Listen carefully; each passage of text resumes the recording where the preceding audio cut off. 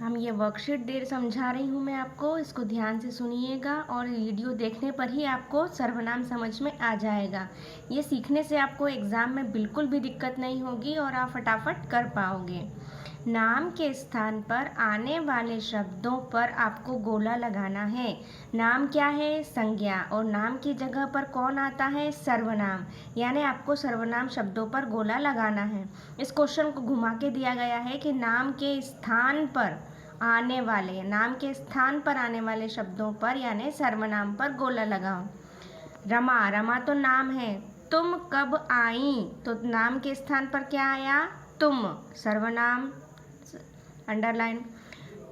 ख, वह पाठशाला है। वह पाठशाला है, वह सर्वनाम।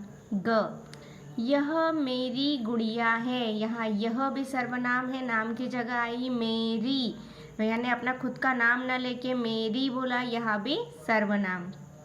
घ, तुम्हारा नाम क्या है? नाम नहीं पता है तो पूछ रहे हैं तो तुम्हारा, ये भी सर्वनाम।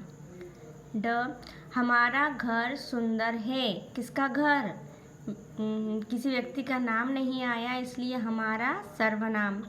च, आप आइए, जो व्यक्ति अंदर आ रहा है उसका नाम नहीं लिया है, आप बोला है तो आप भी क्या है? सर्वनाम।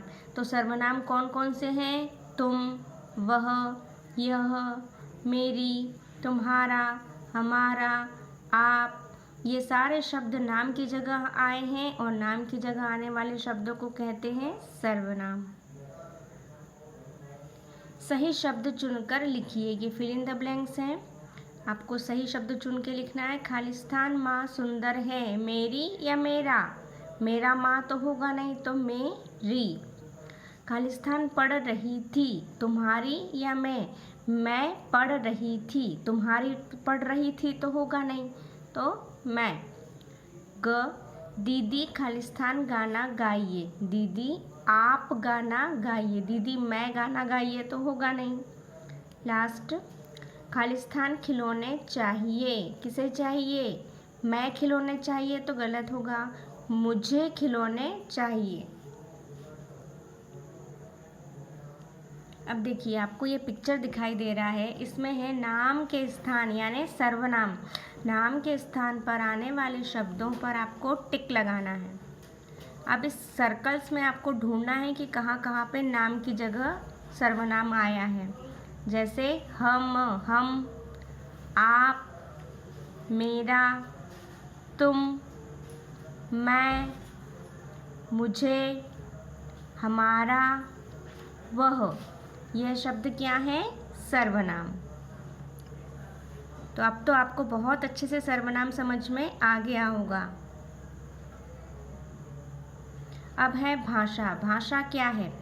चित्र देखकर भाषा के सही रूप पर आपको टिक लगाना है। यहाँ पिक्चर दिख रहा है जिसमें दो गर्ल्स आपस में बातें कर रही हैं, तो ये कौन सा रूप है भाषा का? सांकेतिक, लिखित या मौखिक? तो मौखिक रूप है क्योंकि मुंह से बोलकर बात कर रही हैं। फिर यहाँ एक दादाजी पेपर पढ़ रहे हैं, तो ये कौन सा रूप है भाषा का? मौखिक, लिखित या सांकेतिक? यहाँ अपने मन के भाव जो हैं वो लिख के बताया गया है इसलिए लिखित।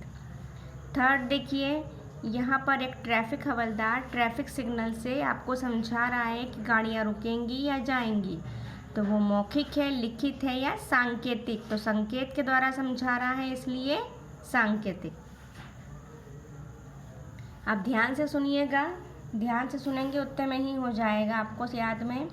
मौखिक भाषा, ओरल लैंग्वेज, जब हम बोलकर अपने विचारों को दूसरों तक पहुंचाते हैं तथा दूसरों के विचारों को सुनकर समझते हैं, उसे उच्चारित या मौखिक भाषा कहते हैं।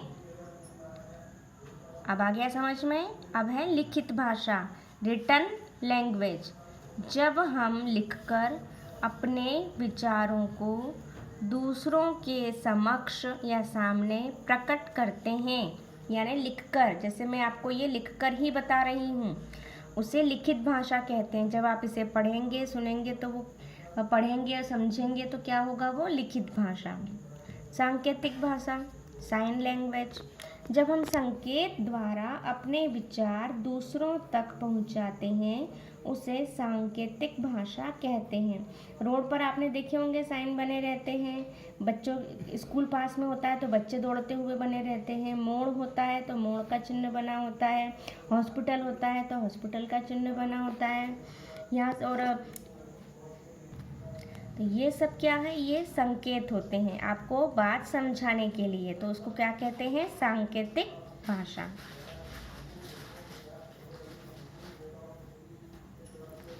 अब 1 से 20 तक गिनती, यहाँ आपको इजी तरीके से मैंने आपको जैसे कॉपी में लिखवाया था लास्ट ईयर वैसे ही करके बताया है। इंग्लिश गिनती, हिंदी गिनती अंकों में और फिर उसके बाद शब्दों में और फिर पिक्चर बने हैं। ये सेम वैसा है जैसा आपको लास्ट ईयर मैंने आपकी कॉपी में कराया था। इससे आपको और अच्छे से समझ में आएगा। इसको इसी तरह से आप रफ कॉपी में लिख लिख कर याद करेंगे। जैसा मैंने ये आपको दिया है वैसा ही करना है। ये वर्कशीट में आपको उसमें होमवर्क में सेंड करूँगी, तो इसको देख देख कर रफ कॉपी में आपको प्रैक्टिस करनी है।